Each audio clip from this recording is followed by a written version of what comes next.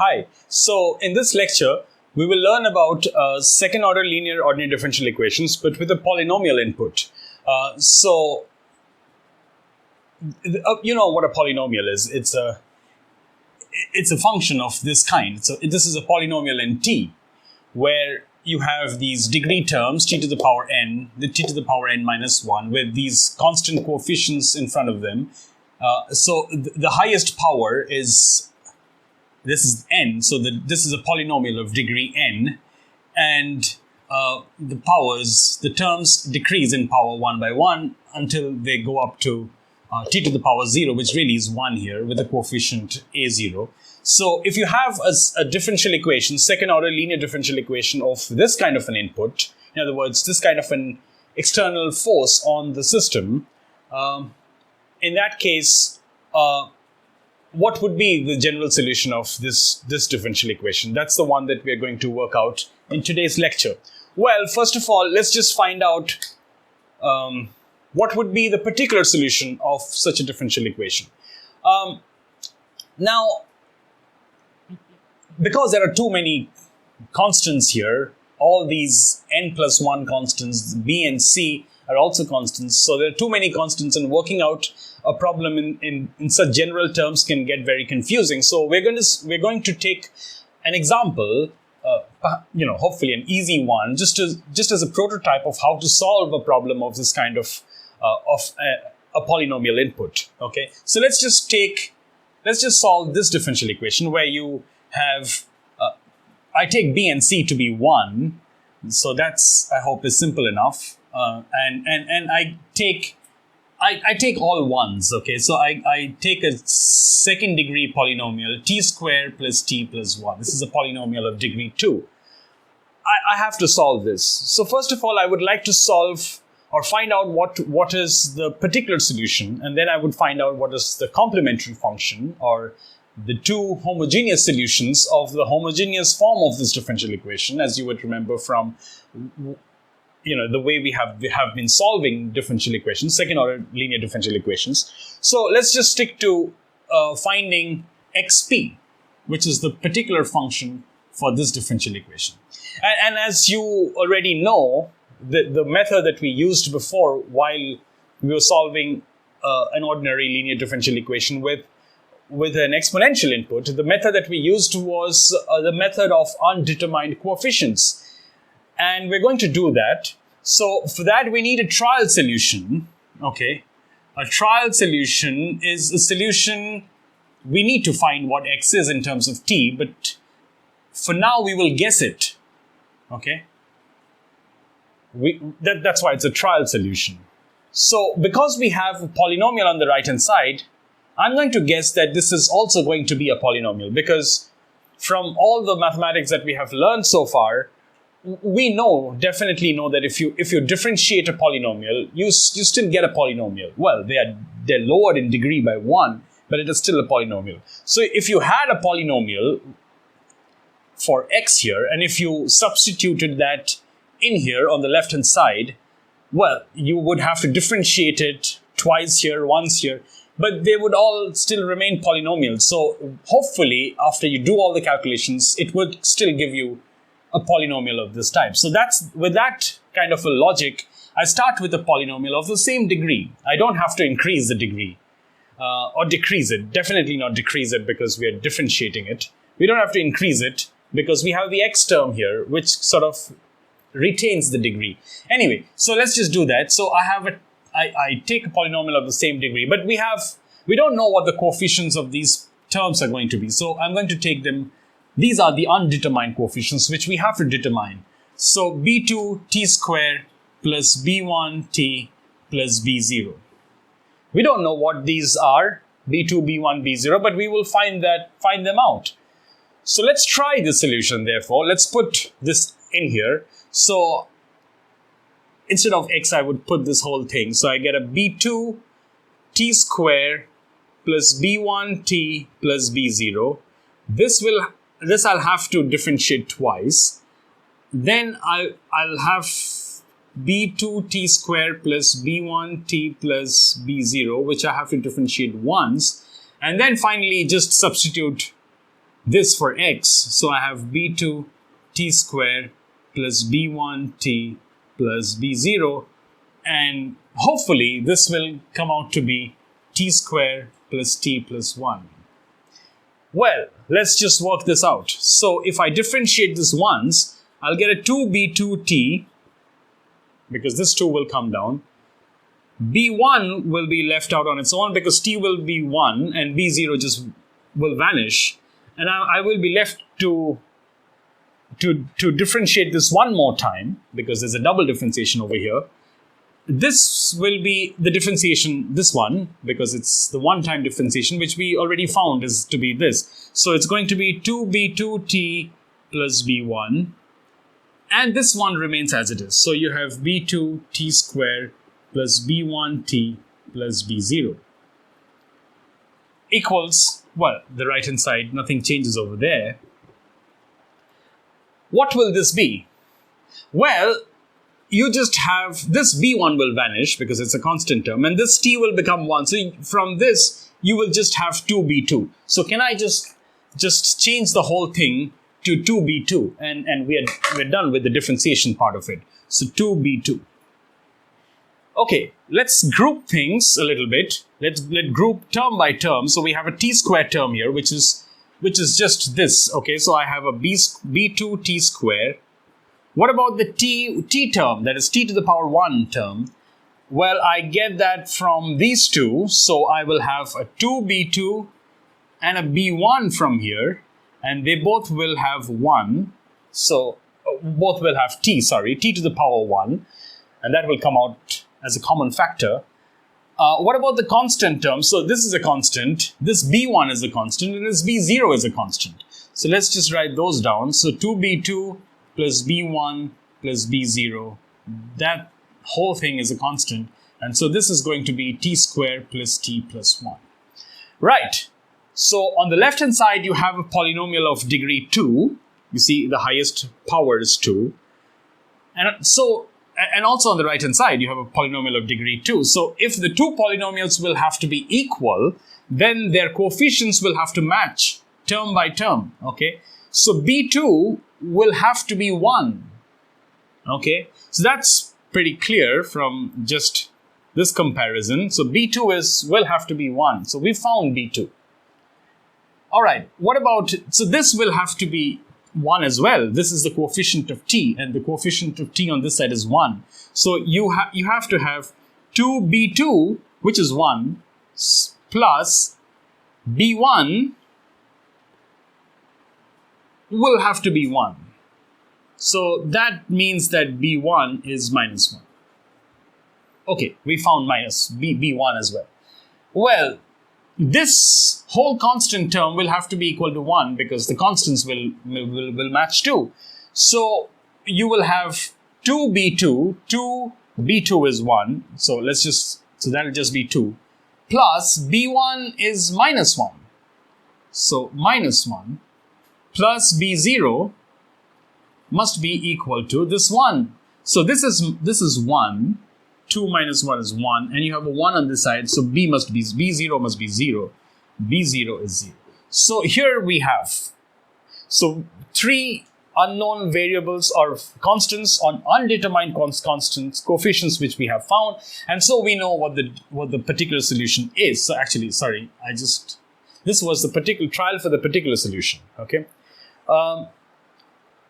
So this really is going to be, so b2 is 1, so the particular solution is going to be, let's just substitute 1 t square is t square, b1 is minus 1, so minus t square, minus t, sorry, and b0 is 0. So that's the particular solution.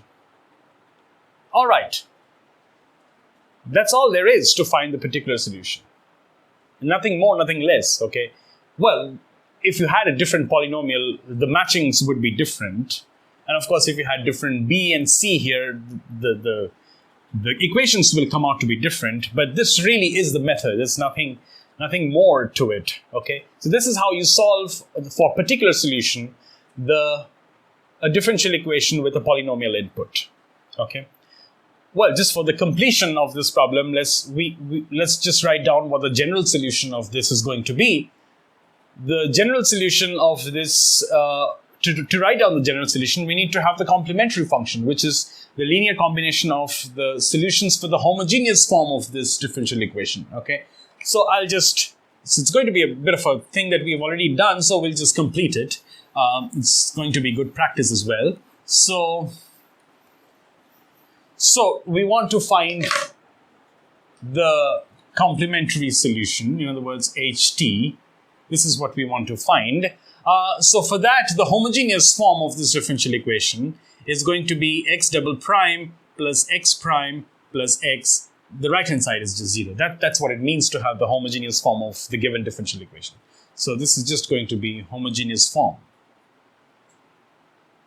Okay. What about the auxiliary equation from this? The auxiliary equation is just going to be, well, replacing the x by m's, or and the primes by indices. So double prime is square, m1 prime is just 1, m to the power 1, and this is 1 is equal to 0. So what about, so that's the auxiliary equation. Let's solve for m here. Well, this is just going to be, m is just going to be minus 1 plus minus, this is 1 square is 1 minus 4 divided by 2. So that's just going to be minus half plus minus I root 3 by 2. Okay. Really, these are the two solutions here. M1, let's say M1 is minus half plus root 3 by 2i, and M2 is minus half minus root 3 by 2i. So these are the two solutions of this auxiliary equation. This really is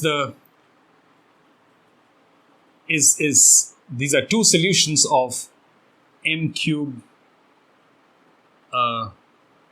minus 1 equals 0. That's the equation. One of the roots is 1. The other two roots are these two.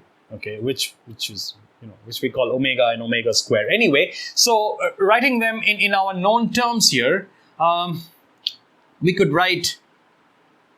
All right, let's just write down what this homogeneous solution is going to be.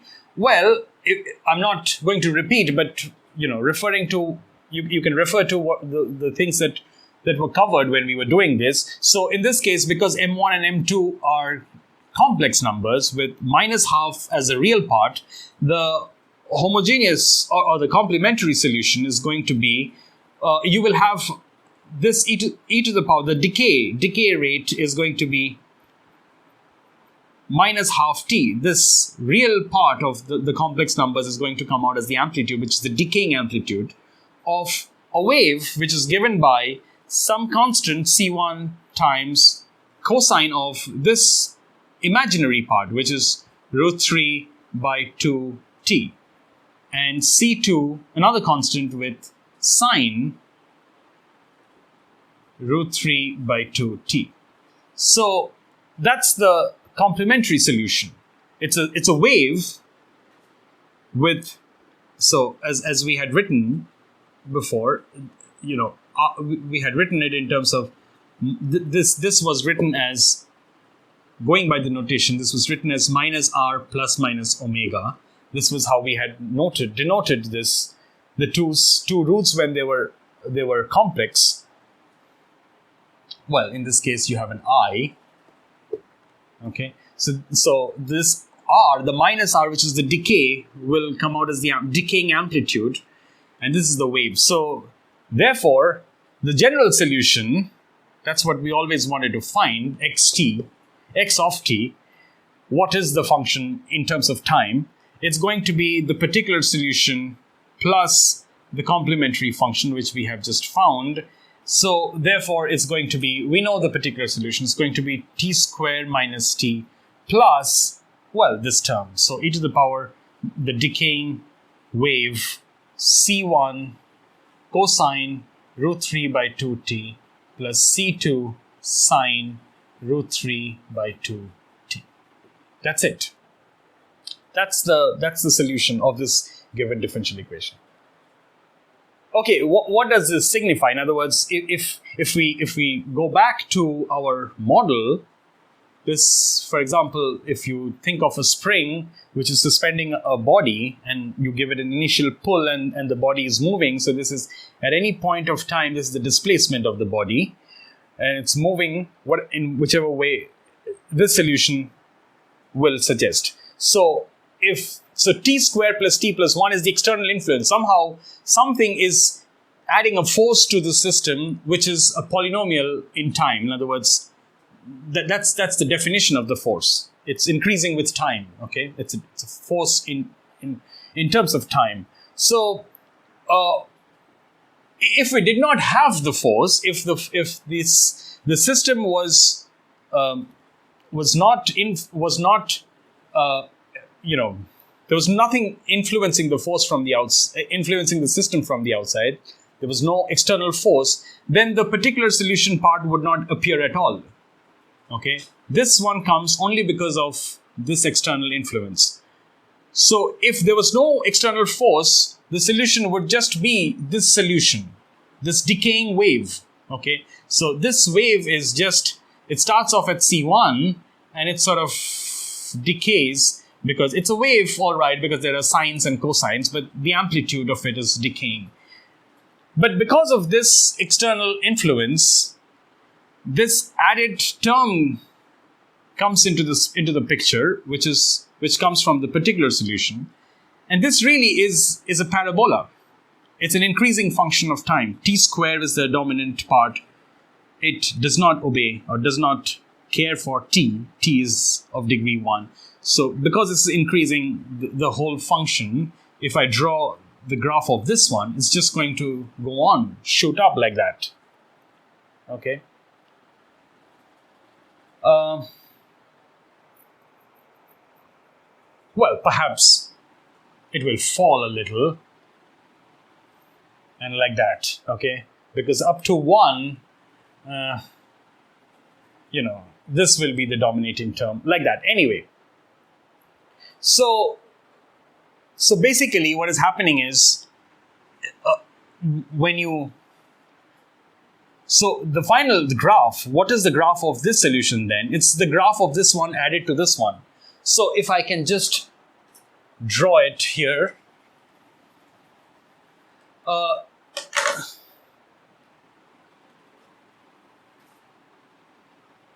so this whole wave is just going to be pushed up in this manner by this function, okay?